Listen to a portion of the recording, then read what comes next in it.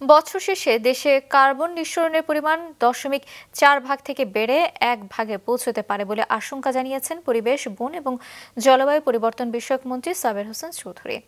নবায়নযোগ্য জ্বালানি বিষয়ক গবেষণা প্রতিষ্ঠান চেঞ্জ ইনিশিয়েটিভের নবায়নযোগ্য জ্বালানি অর্থায়ন বিষয়ে সকালে এক আলোচনায় তিনি জানান, জলবায়ু পরিবর্তনের প্রভাব থেকে বাঁচতে ডিজেল চালিত সেচ পাম্পের বদলে সৌর সেচে গুরুত্ব দিচ্ছে সরকার। অনুষ্ঠানে নবায়নযোগ্য জ্বালানি এবং অর্থায়ন বিষয়ক চেঞ্জ ইনিশিয়েটিভ অনুসন্ধানী সাংবাদিকতায় ইলেকট্রনিক মিডিয়া ক্যাটাগরিতে পুরস্কার পান মাছরাঙা টেলিভিশনের সিনিয়র রিপোর্টার মাহমুদ কমল এবং বিশেষ পুরস্কার পেয়েছেন স্টাফ রিপোর্টার ফাতিমাতুজ জোহরা।